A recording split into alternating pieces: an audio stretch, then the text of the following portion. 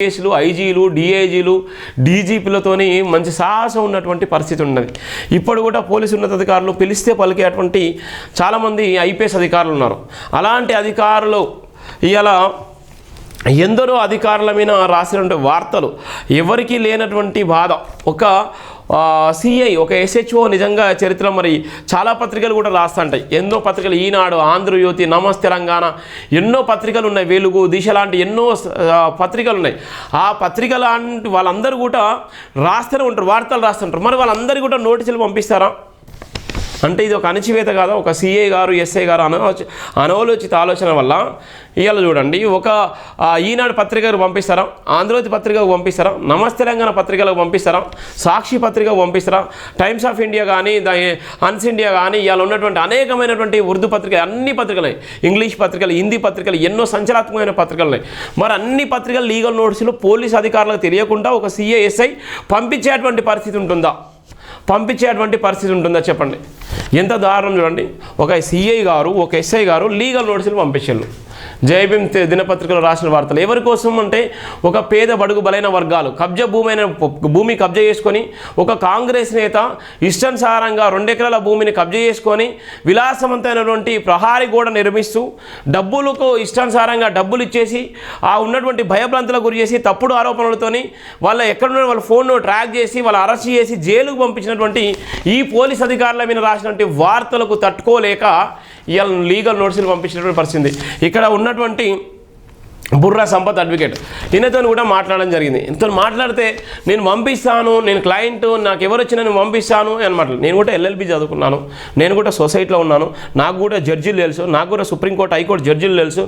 అనేక మంది, చాలామంది మా కుటుంబ సభ్యులు చాలామంది అడ్వకేట్లతో పాటు లాయర్లు, జడ్జీలుగా ఉన్నటువంటి పరిస్థితి ఉంది. మరి ఎప్పుడు కూడా అట్లా మాట్లాడేటువంటి పరిస్థితి చూడలేదు. మరి వీళ్ళ మీద బార్ కౌన్సిల్లో ఎందుకు ఇలాంటి అడ్వకేట్ల మీద చర్యలు తీసుకోకపోతే బార్ కౌన్సిల్ పరువు పోయేటువంటి పరిస్థితి ఉంటుంది. అడ్వకేట్ అంటే ఒక నమ్మకం కలిగేటువంటి పరిస్థితి ఉన్నటువంటి ఈ క్రమంలో ఒక సీజే లాంటి వ్యక్తి ఇలా ఉన్నటువంటి ఒక భయంకరమైన ఒక బిఆర్ గవాయ్ సీజే లాంటి వ్యక్తి ఇలా ఒక చరిత్రాత్మకమైన తీర్పులను ఇలా మన సమాజానికి అందించే విధంగా ఇలా అడ్వకేట్లు, ఇలా లాయర్లు, ఇలా సుప్రీంకోర్టు, హైకోర్టు అంటే ఒక నమ్మకం కలిగే విధంగా సుప్రీంకోర్టు జడ్జిని చూసిన తర్వాత మనకి ఇలా భారతదేశం ఇలా అర్థమైపోయేటువంటి పరిస్థితి ఉంది. అలాంటి ప్రమాదంలో కొద్దిమంది అడ్వకేట్లు ఇష్టానుసారంగా అబ్యూజ్గా మాట్లాడేటువంటి ప్రయత్నాలు చేస్తుంటారు. ఇష్టానుసారంగా మేమే నల్లకోట వేసుకున్నాం, ఇక నల్లకోటి ఎవరు కూడా వేసుకోలేరు, మాకు తెలిసినటువంటి చట్టాలు ఎవరు తెలియదు అనుకుంటే అది పొరపాటే ఉన్నటువంటి నేపథ్యం. అంటే ఇది ఉన్నతాధికారుల దృష్టికి వెళ్ళాలన్నటువంటి ఒక ప్రధానమైనటువంటి నేపథ్యం. అని ఏమంటుందంటే, my client status that my client or being government official and working as inspector and sub inspector of police at KUC police station. ఈయన ఏమంటున్నాడు, మేము ఒక గవర్నమెంట్లో ఉన్నాం, మరి గవర్నమెంట్ ఎవరు ట్యాక్సీ కడుతుంది? గవర్నమెంట్ ట్యాక్సీ కట్టేది ఎవరు? పేద బడుగు బలైన వర్గాలే కదా. మీకు జీతాలు ఎవరు ఇస్తున్నారు? పేద బడుగు బలైన వర్గాలే కదా. నువ్వు కూడా ఒక ఉద్యోగస్తుడే, మేము కూడా చేసేది కూడా పబ్లిక్ సర్వెంటే కదా. పోలీసులు చేసే పబ్లిక్ సర్వెంటే, మీడియా చేసేది కూడా పబ్లిక్ సర్వెంటే కదా. మరి పబ్లిక్లకు అన్యాయం జరిగినప్పుడు, ప్రజలకు అన్యాయం జరిగినప్పుడు ప్రశ్నించాల్సినటువంటి బాధ్యత ఉన్నటువంటి ప్రతి ఒక్కరు కూడా ప్రశ్నిస్తారు కదా.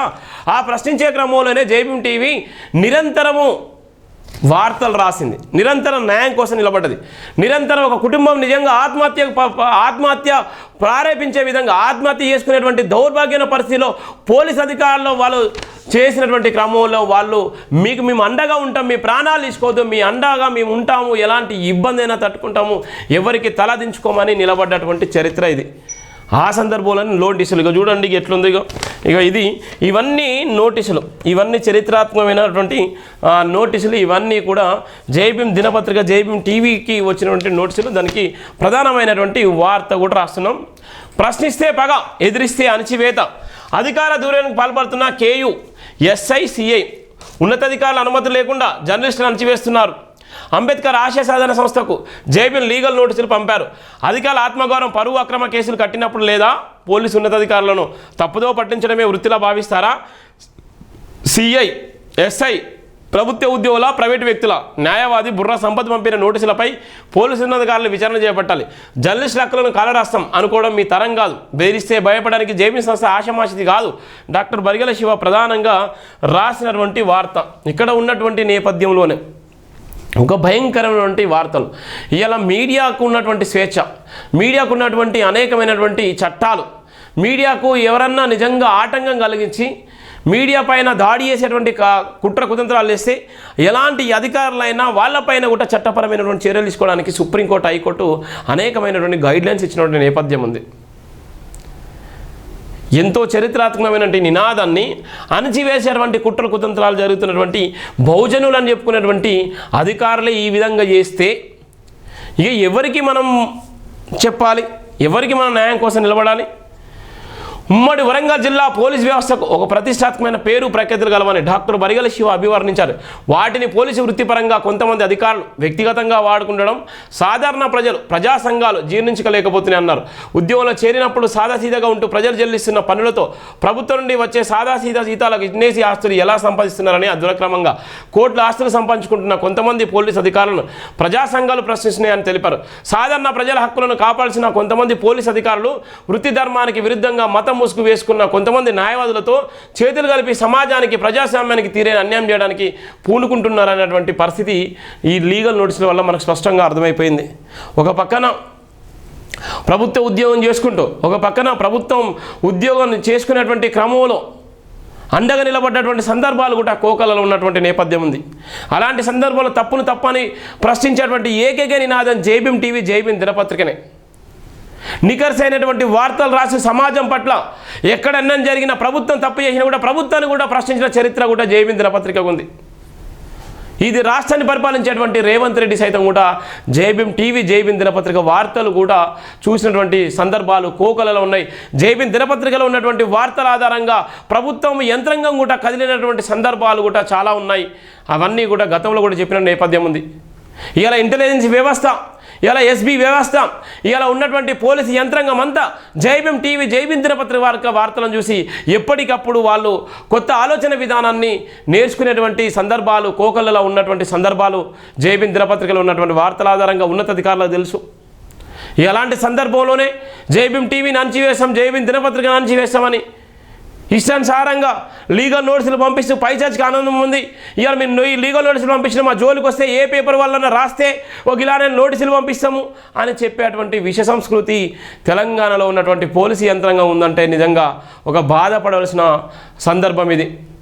అంబేద్కర్ భావజాలాన్ని మోసేటువంటి, అంబేద్కర్ ఆత్మగౌరవం కోసం నిలబడ్డటువంటి టీవీ ఛానల్, అంబేద్కర్ ఆత్మగౌరవం కోసమే ఎన్నో ఇబ్బందులు, పగలు రాత్రి తేడా లేకుండా ఎన్నో అవమానాలు, ఎన్నో నిందలు, ఎన్నో భయంకరమైనటువంటి పరిస్థితులను తట్టుకొని నిలబడి ఈరోజు ఆ నినాదం బలపడాలి, ఆశయం బలపడాలి, రాజ్యాంగం రక్షణ ఉండాలి, రాజ్యాంగ రక్షణ ఈ సమాజానికి అందించేటువంటి ఏకైక నినాదం జైభీం నినాదం. ఆ జైభీం టీవీ అని గుండె చప్పుడుగా మోస్తూ ఇలా దేశ ప్రధాని, రాష్ట్ర మంత్రులు, రాష్ట్ర ముఖ్యమంత్రులు సైతం కూడా లెక్క చేయకుండా ఆత్మగౌరవం కోసం పోటీ చేసినటువంటి చరిత్ర జైభీం నినాదం జైభీం టీవీకి మాత్రమే, జైభీం టీవీ యాజమాన్యానికి మాత్రమే ఉంది.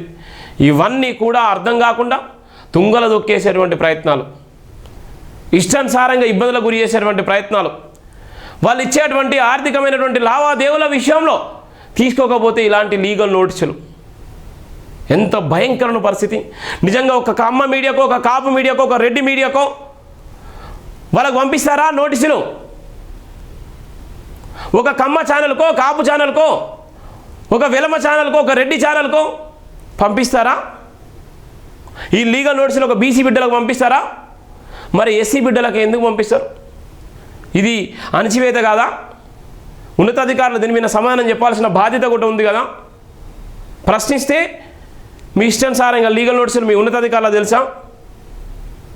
ఎందుకు పంపిస్తారు? ఇది పెద్ద కుట్ర కదా, ఇది అణచివేత కదా, ఈ ఆత్మగౌరవం మీద దెబ్బతీసినట్టు కదా. ఎవరికి మీ బెదిరింపులు, ఎవరికి మీ భయభ్రాంతులకు గురి చేసేటువంటి పరిస్థితి. ఇంకా చూడండి, జైభీం సంస్థల జైభీం టీవీ నడిపేయడం అంటే ఆషిమాషి కాదు. చాలామంది దళిత బిడ్డలు అర్థం కానటువంటి నేపథ్యం ఉంటుంది. బానిస బతుకులకు అలవాటు పడ్డటువంటి జీవితాలు,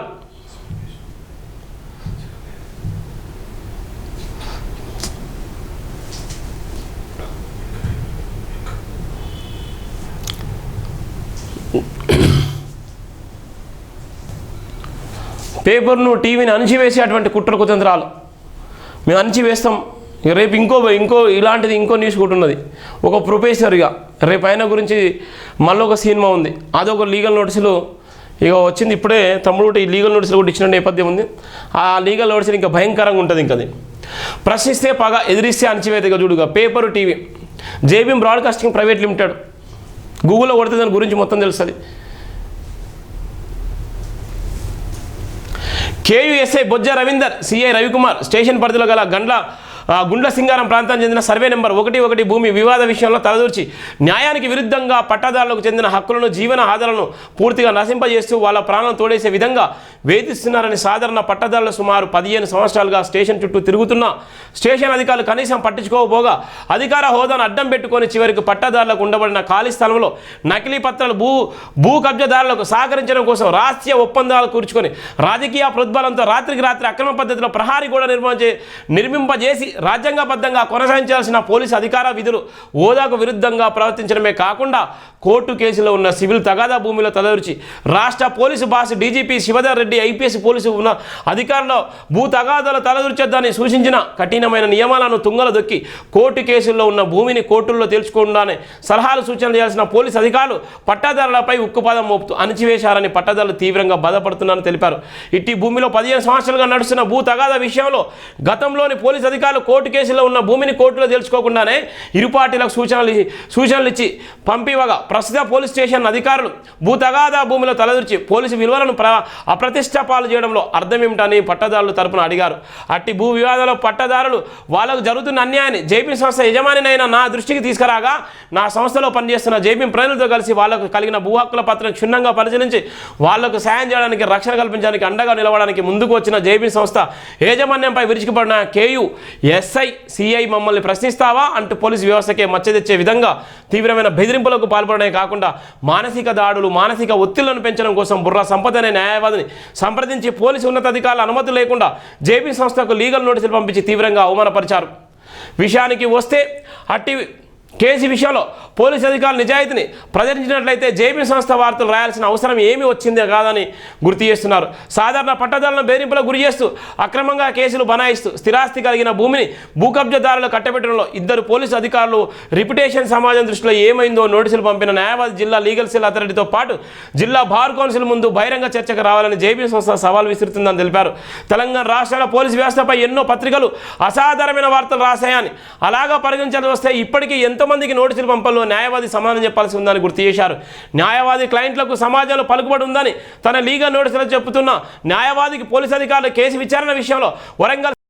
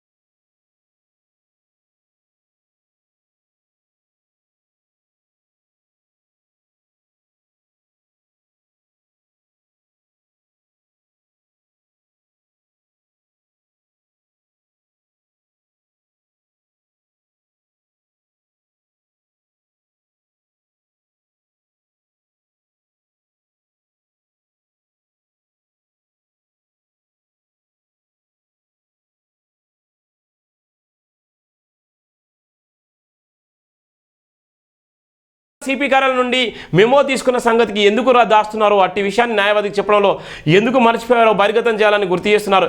సిపి కార్యాలయం నుండి వచ్చిన మెమోకు సమాధానం చెప్పాల్సిన అధికారులు అక్రమంగా కేసు కట్టి అక్రమంగా అరెస్ట్ చేసి రాత్రికి రాత్రే ప్రహారీ గోడను ఎందుకు నిర్మింపజేశారో ఇప్పటికైనా ఉన్నతాధికారులతో పాటు సమాజానికి తెలిపి నిజాయితీని ప్రకటించాలంటూ జేబీ సంస్థ సూటిగా అడుగుతుందన్నారు.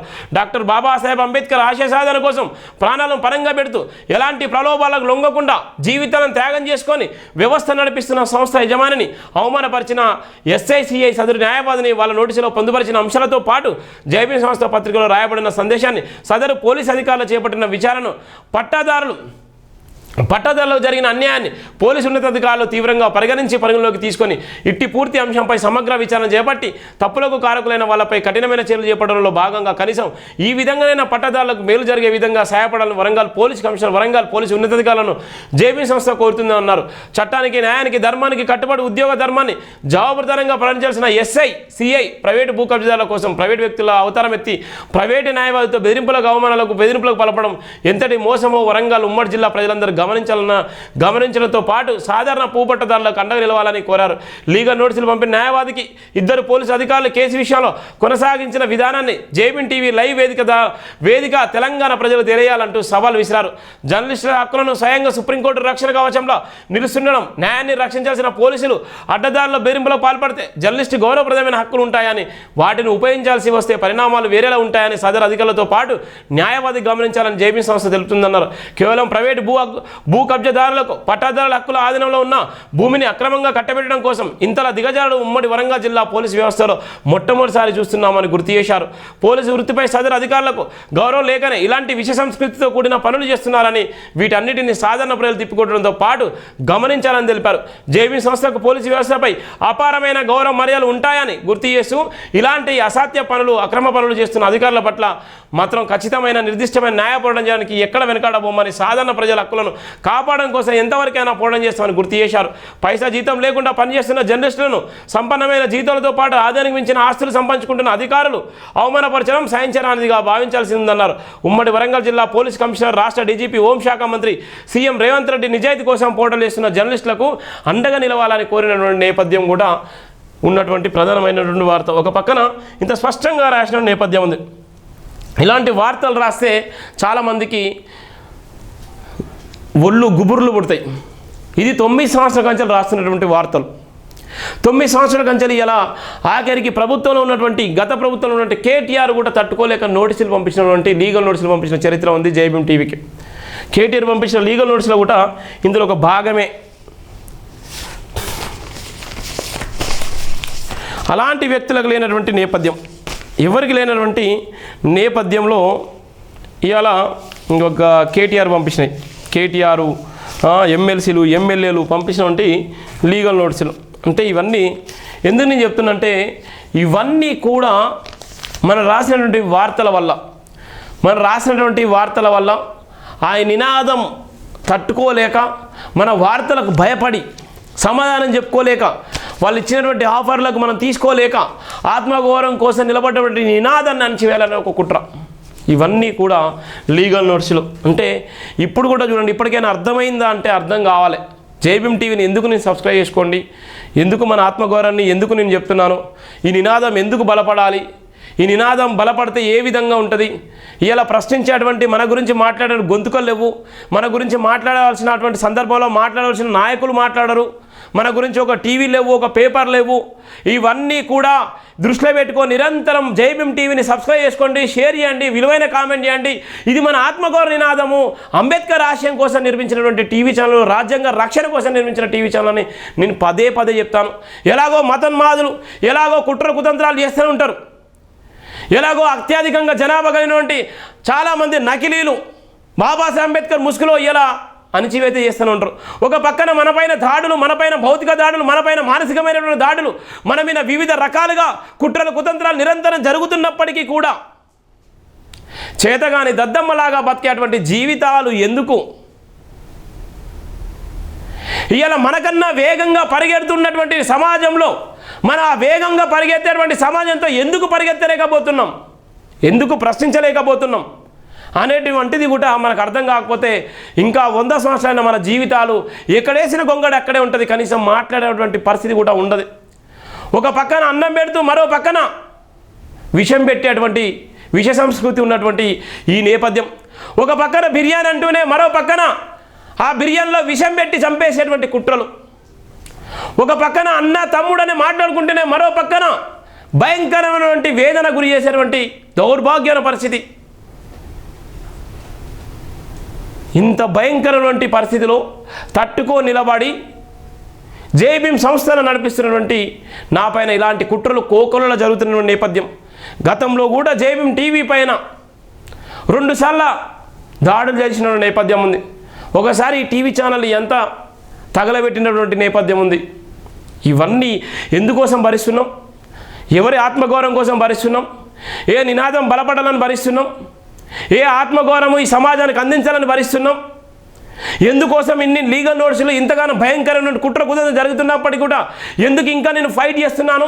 ఇంకా ఈ ప్రశ్నించే గొంతుకల విషయంలో మనం ఎందుకు వాళ్ళ స్థారసాన ఉండొద్దని, మనం ఎందుకు మాట్లాడొద్దని ఎందుకు ఇంతగానో నేను మాట్లాడుతున్నాను? ఇది ఒక చరిత్రాత్మకమైన నినాదం. ఈ చరిత్రాత్మక నినాదాన్ని మనం ఆపుకోకపోతే, ఈ చరిత్రాత్మక నినాదాన్ని మనం బతికించుకోకపోతే, ఈ చరిత్రాత్మక నినాదం కోసం మనం కష్టపడకపోతే, ఈ చరిత్రాత్మక నినాదం కోసం మనం సంఘటితం కాకపోతే మన బతుకులు ఆగమైపోతాయి. బహుజనని చెప్పుకుంటున్నాం మనం, ఎక్కడ బహుజనులు? మనం దళితులని చెప్పుకుంటున్నాం, ఎక్కడ దళితులం మనం? ఇంకా దళిత కార్డు బహుజన కార్డు అనే వాడుకుంటున్నాం. ఇలా అగ్రవర్ణాలు అనుకునే ఇలా అనేకమైన రిజర్వేషన్ లేకపోయినప్పుడు కూడా ఆ కులం పేరు ఎక్కడైతే ట్యాగ్ ఉందో ఆ ట్యాగుతోని బతికి వాళ్ళ కులంలో టాప్ పొజిషన్ వెళ్ళేటువంటి నేపథ్యం ఉంది. ఇలా మిలీనియర్స్ స్థాయిలో వాళ్ళు వెళ్ళిపోతున్నారు. ఇలా అత్యధిక కంపెనీలు అత్యధికంగా హోదాలు కలిగినటువంటి లిస్టులో వాళ్ళే ఉన్నారు. మనం ఎక్కడ కూడా లేము. అగ్రవర్ణాలు ఇలా బలమైనటువంటి పొజిషన్లో ఉన్నారు. ఇలా ఉన్నతాధికారులు కూడా అగ్రవర్ణాలే. కనీసం ప్రశ్నించలేనటువంటి అధికారులు ఇలా ఐఏఎస్ ఐపీఎస్ స్థాయిలో ఉన్నటువంటి అధికారులు కూడా ప్రశ్నించలేరు. కానీ జై భీమ్ టీవీ ప్రశ్నిస్తుంది, జై భీమ్ నినాదం ప్రశ్నిస్తుంది, జై భీమ్ వార్తలు ప్రశ్నిస్తున్నాయి. ఇంత భయంకరమైనటువంటి కుట్రలు కుతంత్రాలు జరుగుతున్నప్పటికీ కూడా ఇప్పటికీ కూడా మారలేనటువంటి సమాజాన్ని చూసి సిగ్గుతో తలంచుకోవాల్సిన పరిస్థితి. ఒక పక్కన జై భీమ్ టీవీ కోసం ఇంతగానో మనం మాట్లాడుతూనే ఇన్ని విషయాలు చెప్తున్నప్పటికీ కూడా దళిత కార్డును మోస్తున్నటువంటి దళితులు ఇలా మనం దొంగల్లాగా బతికినంత కాలం, బిర్యానీ బీరు పొట్లాలకు బలపడబడ్డటువంటి కుటుంబాలు అదే జీవితం అనుకొని బతికేటువంటి సందర్భంలో ఈ ప్రశ్నించే గొంతుకలు మన కోసం నిలబడవు. చాలా అంటే చాలా బాధాకరమైనటువంటి నేపథ్యంలో రాసినటువంటి వార్త ఇది. ప్రధానమైనటువంటి వార్త.